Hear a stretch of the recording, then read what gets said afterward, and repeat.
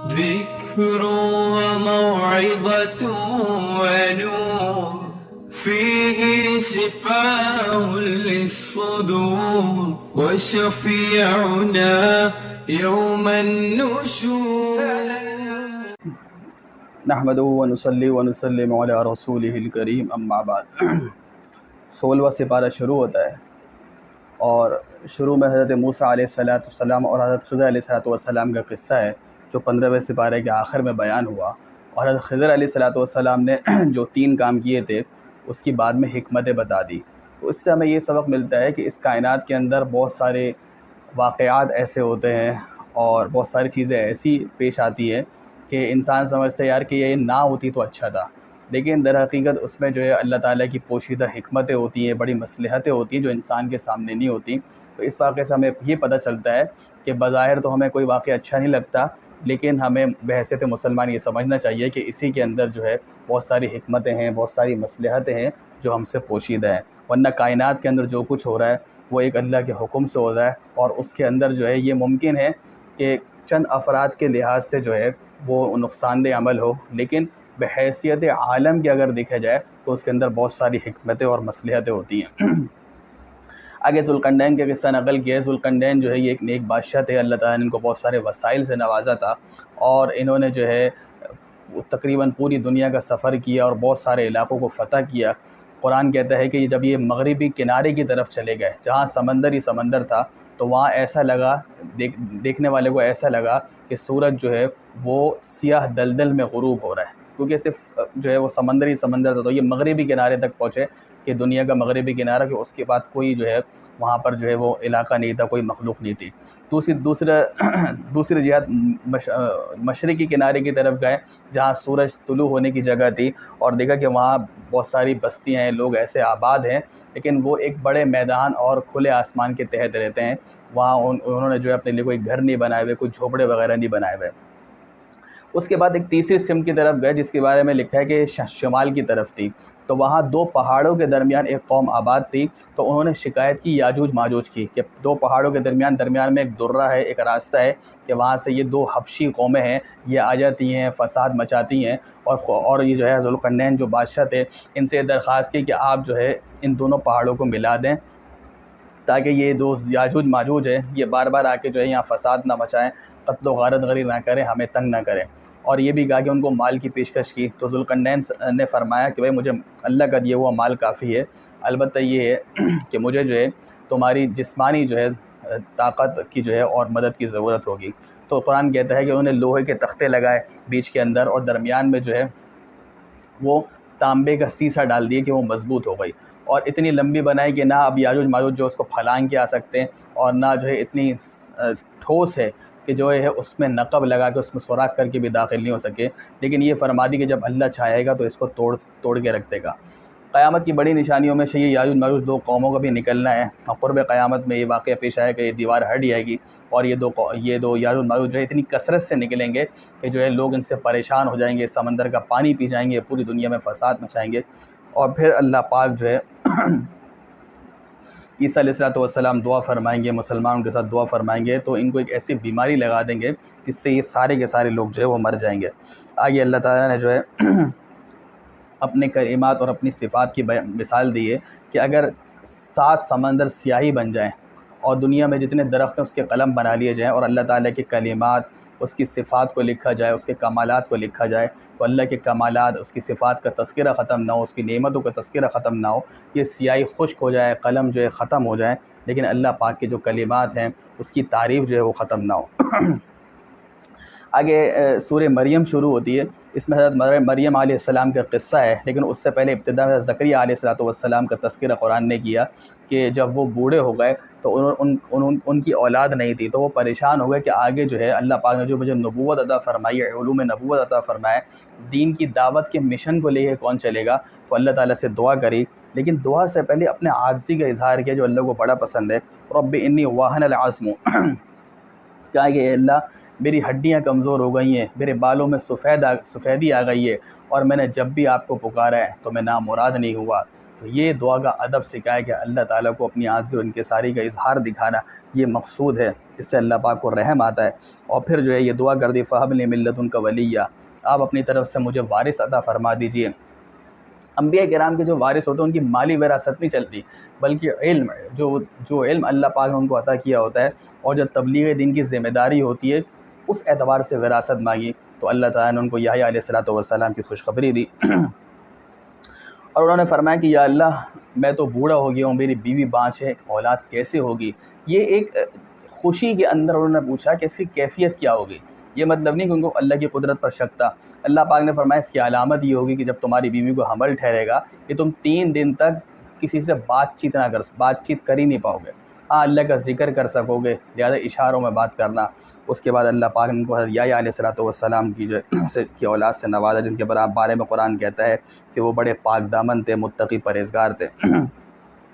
اس کے بعد حضرت مریم کا قصہ ہے کہ جب جو ہے ان کی والدہ نے ان کو جو ہے بیت المقدس کے لیے وقف کر دیا اور وہ عبادت کے لیے کونے میں گئیں، تو جبریل امین جو ہے وہ ایک خوبصورت مرد کی شکل میں آئے، تو وہ ڈر گئیں اور کہا کہ میں تم سے اللہ کی پناہ مانگتی ہوں۔ تو انہوں نے بتایا کہ انما انا رسول ربک، کہ میں تمہارے رب کی طرف سے جو ہے وہ بھیجا گیا ہوں، میں ایک فرشتہ ہوں۔ اور پھر انہوں نے گریبان میں پھونک مارے تو ان کا حمل تیار ہو گیا، اور یہ بھی کہا کہ اللہ تعالیٰ تمہیں ایک جو ہے پاکیزہ اولاد دیں گے۔ تو انہوں نے کہا کہ مجھے تو کسی انسان نے چھوا تک نہیں، یعنی کہ میرا نکاح نہیں ہوا، اور میں جو ہے فاحشہ نہیں ہوں، میں جو ہے ایسی عورت نہیں ہوں، تو مجھے کس طریقے سے جو ہے وہ جو ہے اولاد ہوگی؟ تو جبریل امین نے فرمایا قال کذالک، اسی طرح ہوگا۔ قال ربک هو علی ہین، اللہ پاک فرماتے ہیں تمہارا رب فرماتے ہیں کہ یہ مجھ پر بہت آسان ہے۔ وَلِنَجْعَلَهُ آیَةً لِلنَّاسِ، اور ایسی اولاد دیں گے اللہ پاک حضرت عیسیٰ علیہ السلام کی شکل میں جو انسانیت کے لیے ایک نشانی ہوگی۔ اور جب ان کو درد ذہ آیا تو جو ہے جبریل امین کے ذریعے سے اللہ پاک نے ان کو پیغام دیا کہ وہ کھجور کے تنے کی طرف چلی جائیں، اور وہاں ولادت ہوئی، اور کہا کہ اس درخت کو ہلکا سا ہلائیں تو تازی کھجوریں اس میں سے گریں گی، پانی کا چشمہ اللہ پاک نے نکال دیا۔ اور کچھ دنوں بعد یہ حکم دیا کہ اب جو ہے بچے کو لے کے اپنے جو ہے گھر والوں کے پاس، علاقے والوں کے پاس جاؤ، اور دیکھو کوئی کچھ زیادہ پوچھے تو کہنا کہ میں نے اللہ کے لیے چپ کا روزہ رکھا ہوا ہے۔ ان کی شریعت میں یہ تھا کہ ایسا روزہ ہوتا کہ بات چیت منع ہوتی تھی، اور پھر زیادہ کچھ کہہ تو اس بچے کی طرف اشارہ کر دینا۔ حضرت مریم جب گئیں تو انہوں نے تو قوم نے کہا یا اخت ہارون ماں کانا، اے ہارون کی بہن۔ بعضوں نے لکھا کہ حضرت ہارون علیہ السلام کی اولاد میں سے تھی، یا یہ بھی ایک قول ہے کہ ہارون واقعی ان کے بھائی ہوں گے اور وہ بہت بڑے نیک ہوں گے، جب ہی کہا کہ بھائی تم ہارون کی بہن ہو اور تمہارے والد اور والدہ بھی نیک ہے، تو تم نے یہ کیا کیا؟ یعنی کہ قوم تو یہی سمجھی کہ معاذ اللہ آپ نے بدکاری کی ہے، کیونکہ نکاح تو ہوا نہیں تھا۔ تو انہوں نے اشارہ کیا بچے کی طرف، تو قوم نے کہا کہ عجیب بات ہے کہ گود میں جو بچہ وہ کیسے بات کرے گا؟ ابھی اسی اثنا کے اندر گفتگو ہو رہی تھی کہ اللہ پاک نے عیسیٰ علیہ السلام کا معجزہ ظاہر کیا، اور انہوں نے جو ہے بچپن کے اندر چند دن کے دے کلام کیا، اور پہلا جملہ کیا کہ انی عبداللہ، میں اللہ کا بندہ ہوں۔ قیامت تک آنے والے جو عیسائی ہیں، جو یہ دعویٰ کرتے ہیں عیسیٰ علیہ السلام کی شریعت پر چلنے، آپ کو پیغمبر مان رہے ہیں، ان کو رد کر دیا۔ جو کہتے ہیں کہ عیسیٰ ہی خدا ہے، یہ عیسیٰ اللہ کے بیٹے، ان کو رد کر دیا۔ پہلا جملہ یہ کہا کہ میں تو اللہ کا بندہ ہوں، اور اللہ پاک جو ہے مجھے جو ہے وہ نبوت عطا فرمائیں گے، مجھے جو ہے اللہ پاک جو ہے وہ کتاب عطا فرمائیں گے، اور اللہ نے مجھے نماز اور زکوٰۃ کی تاکید کی ہے، اور جو ہے اس بات کی تاکید کی کہ میں اپنے والدین کی فرما برداری کروں، اور جس دن میں پیدا ہوا، جس دن میں مروں گا، اور جس دن مرنے کے بعد اٹھائے جاؤں گا، تو ان تینوں دنوں کے اندر مجھ پر جو ہے سلامتی ہی سلامتی ہے۔ آگے ابراہیم علیہ السلام کا تذکرہ ہے کہ انہوں نے اپنے والد جو آزر جو بت بناتے تھے ان کو دعوت دی کہ ابا جان آپ کن بتوں کی عبادت کرتے ہیں جو نہ سن سکتے ہیں، جو نہ دیکھ سکتے ہیں، اور اللہ پاک نے مجھے جو علم عطا فرمایا ہے تو اس کی روشنی میں آپ میری پیروی کیجئے، میں آپ کو سیدھا راستہ دکھاؤں گا، اور شیطان کی عبادت مت کریں، وہ آپ کا پکا دشمن ہے۔ ان کے والد نے کہا ابراہیم اب وقت آ گیا تو کہ تم ہم سے علیحدہ ہو جاؤ، اگر تم اس دین کی دعوت سے باز نہ آئے تو ارجمن، تو ہم تمہیں قتل کر دیں گے۔ ابراہیم علیہ السلام نے کہا والد صاحب سے کہ ٹھیک ہے آپ پر سلامتی ہو، اور ان کے لیے کہا کہ میں استغفار کروں گا، یعنی کہ ہدایت کی دعا کروں گا، اور پھر وہاں سے اللہ کے حکم سے چل دی اور انہوں نے ہجرت کی عراق سے فلسطین کی طرف۔ آگے کچھ انبیاء کرام کا قصہ ہے۔ اس کے بعد اللہ فرماتے ہیں فخلف من بعدہم خلف، ان انبیاء کرام کی کچھ نسلوں میں جو ہے بعد میں ایسے جانشین آئے جو ہے ان کی تعلیمات کے خلاف چلے، برے جانشین آئے، اور ان کی دو نشانیاں قرآن نے کہا اضاعوا الصلاۃ، برا جانشین وہ ہے، برا وارث جو ہے جو نمازوں کو ضائع کرتے ہیں، واتبعوا الشہوات، اور اپنی خواہشات کو جو ہے اور خواہشات کے پیچھے چلتے ہیں۔ آگے جو ہے قرآن نے تذکرہ کیا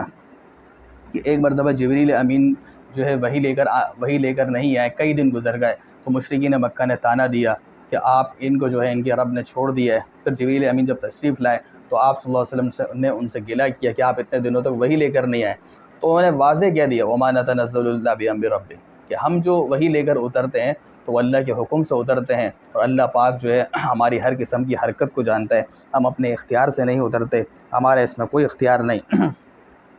سورت کے آخر میں اللہ پاک نے فرمایا ان الذین آمنوا وعملوا الصالحات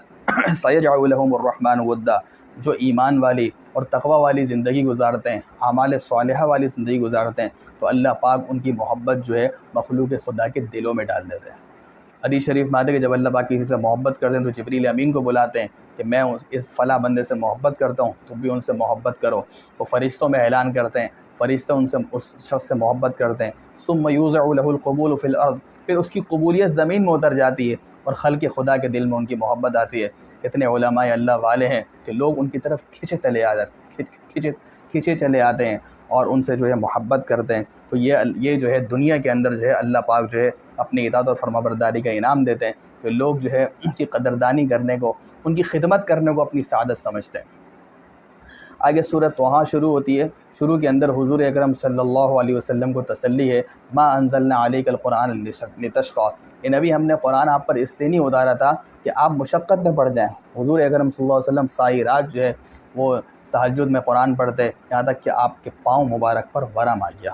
اسی طریقے سے قرآن کی دعوت دیتے دن کے اندر، اور جو ایمان نہیں لاتے، جو طرح طرح کی باتیں کرتے، تو آپ کا دل غمگین ہوتا، آپ بڑے پریشان ہوتے۔ قرآن نے تسلی دے دی کہ آپ اس لیے قرآن تھوڑی اتارا ہے کہ آپ مشقت میں پڑ جائیں۔ اس کے بعد سے اللہ کے رسول علیہ السلام رات میں آرام کرتے اور آخری پہر میں اٹھ کے تہجد پڑھتے۔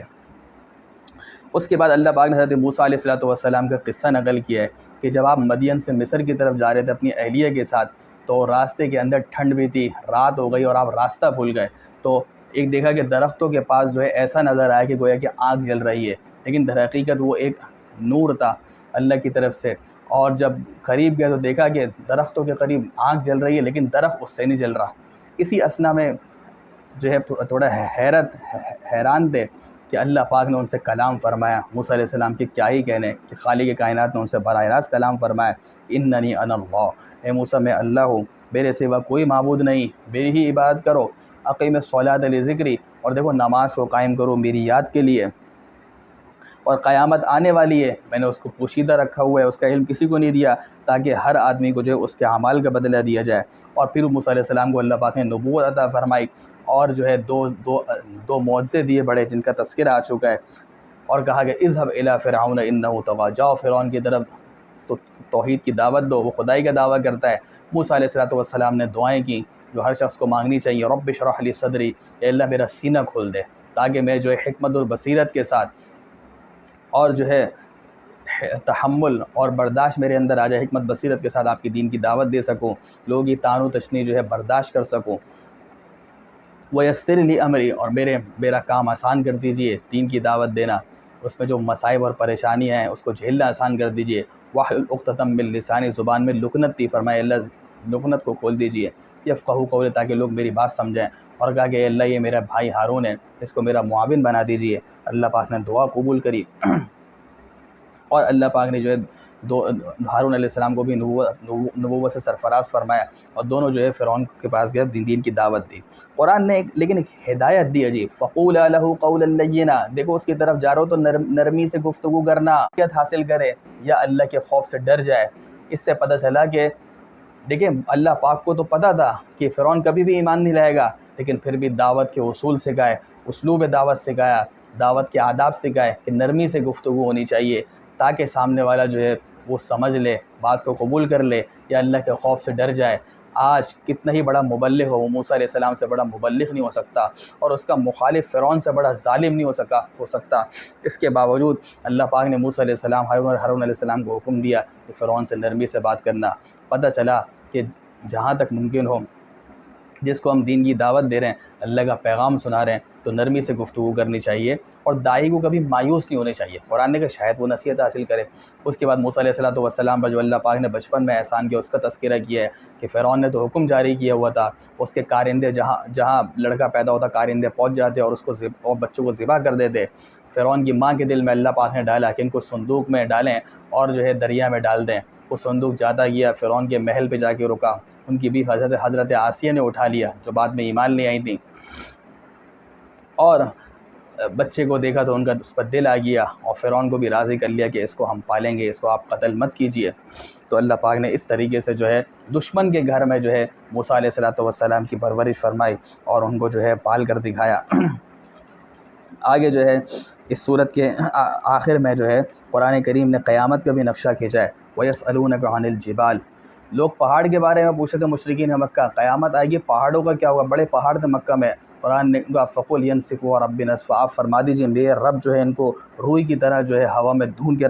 کے رکھ دے گا، اور زمین چٹیل میدان ہوگی۔ اس دن اس میں جو ہے نہ کہیں اٹھان دیکھو گے نہ ڈھلان دیکھو گے۔ وَخَشَعَتِ الْأَصْوَاتُ لِلرَّحْمَنِ، اللہ پاک کے سامنے کسی کی آواز نہیں نکلے گی، آوازیں پست ہو جائیں گی، کوئی سفارش کرنے کی ہمت نہیں کر سکے گا۔ إِلَّا مَنْ أَذِنَ لَهُ الرَّحْمَنُ، مگر جس کو رحمان اجازت دے گا۔ اور فرمایا البتہ جو لوگ ایمان والے ہوں گے، انہوں نے دنیا میں نیک اعمال کیے ہوں گے، فلا یخاف ظلم، ان پر کسی قسم کا ظلم نہیں ہوگا۔ آگے اللہ تعالیٰ نے ایک قاعدہ نقل کیا ہے، ومن اعرض عن ذکری، جو میرے ذکر سے بے رخی اختیار کرے گا، اس سے منہ موڑے گا۔ ذکر سے مراد قرآن ہے، ابھی رمضان قرآن کا مہینہ ہے، بے رخی کے اندر یہ بھی آئی ہے کہ قرآن کی سارا سال تلاوت نہیں ہوتی، رکھا رہتا ہے۔ اگر تلاوت تو ہو رہی ہے لیکن جو ہے اس کو سمجھا نہیں جا رہا، اس کی تعلیمات پر عمل نہیں کیا جا رہا۔ اگر صرف تلاوت ہے لیکن قرآن کو اپنی زندگی میں نہیں لا رہے، اس کے متعلق معاملات نہیں کر رہے، اس کے متعلق اخلاق کو نہیں سدھار رہے، قرآن کے مطابق جو ہے لوگوں کے حقوق ادا نہیں کر رہے، تو یہ بھی قرآن کو چھوڑنا ہے، بے رخ اختیار کرنا ہے۔ آج پہ انفرادی اعتبار سے اور من حیث القوم ہم نے قرآن کو ترک کر دیا تو اللہ پاک فرما رہے اس میں 2 سزا دوں گا۔ فَإِنَّ لَهُ مَعِيشَةً ضَنْكَ، زندگی تنگ کر کے رکھ دوں گا۔ آج معیشت کا عدم استحکام ہے، لوڈ شیڈنگ کا مسئلہ ہے، جگہ جگہ بے امنی ہے، خوف کا منظر ہے، یہ سارا اس وجہ سے کہ قرآن کو ہم نے چھوڑ دیا۔ تو رمضان مبارک قرآن کا مہینہ، اس میں عہد کریں کہ ہم قرآن کی تلاوت بھی کریں گے، اس کو سمجھنے کی کوشش بھی کریں گے، اور سب سے زیادہ ضروری چیز ہے کہ اس کی تعلیمات کو اپنی زندگی میں لائیں گے۔ 24 گھنٹے کی زندگی جو ہے وہ قرآن کے مطابق کریں گے۔ اور دوسرا عذاب اللہ نے فرمایا کہ آخرت میں ایسا شخص اندھا اٹھے گا اور وہ کہے گا کہ یا اللہ دنیا میں تو میں بینا تھا، اللہ فرمائیں گے جس طرح تم نے ہمیں بلا دیا آج ہم نے تمہیں بلا دیا۔ آگے جو حضور اکرم صلی اللہ علیہ وسلم کو ایک نسخہ بتا دیا کہ آپ دین کی دعوت دیتے ہیں، لوگوں کی طعن و تشنیع سے تنگ ہوتے ہیں تو صبر کیجئے، جو کچھ وہ کہہ رہے ہیں اس پر صبر دائی۔ اور اس وجہ سے اگر آدمی غمگین ہے، پریشان ہے تو اللہ سے لو لگا لے، اللہ کا ذکر کرے، قرآن کی تلاوت کرے تو اللہ پاک دلی سکون اطمینان نصیب فرما دیتے ہیں۔ آگے مسلمانوں کو تنبیہ ہے، کافروں کو جو ظاہر نعمت سے اللہ نے نوازا ہے، مال کی فراوانی دی ہے، تو اپنی للچائی ہوئی نگاہ جو ہے ان کی طرف مت اٹھاؤ، یہ ان کے لیے دنیا میں ہے، آخرت میں ان کے لیے عذاب ہے۔ یہ مسلمانوں کو سبق ہے۔ دیکھیں یہ ہمیں کسی کو بھی اللہ پاک نے کوئی نعمت دی، چاہے مسلمان ہو یا کافر ہو، اپنے حالات پہ دیکھ کے شکر ادا کرنا چاہیے کہ اللہ کو بھی آپ کو بھی اللہ تعالیٰ نے بہت دیا ہے۔ اگر لوگوں کی مالوں پہ نظر رکھیں گے تو اس سے حسد پیدا ہوگا، اور اصل چیز کیا ہے؟ قرآن کہتے ہیں اے نبی آپ خود بھی نماز کی پابندی کیجئے اور اپنے گھر والوں کو بھی نماز کی پابندی کروائیے۔ ہم آپ سے روزی کموانا نہیں چاہتے، انسان محنت کرتا ہے، رزق حلال کماتا ہے، رزق تو اللہ پاک دیتے ہیں، لیکن اصل یہ ہے کہ رزق میں برکت جو آئے گی، اس میں فراوانی آئے گی، وہ نماز کی پابندی سے آئے گی۔ آگے آخر میں قرآن نے کہہ دیا مشرکین پتہ چل جائے گا کہ کون سیدھے راستے پر ہے اور کون ہدایت یافتہ ہے۔ اللہ تعالیٰ ان تمام احکام کو سمجھنے، اس پر عمل کی توفیق عطا فرمائے۔ وآخر دعوانا ان الحمد للہ رب العالمین۔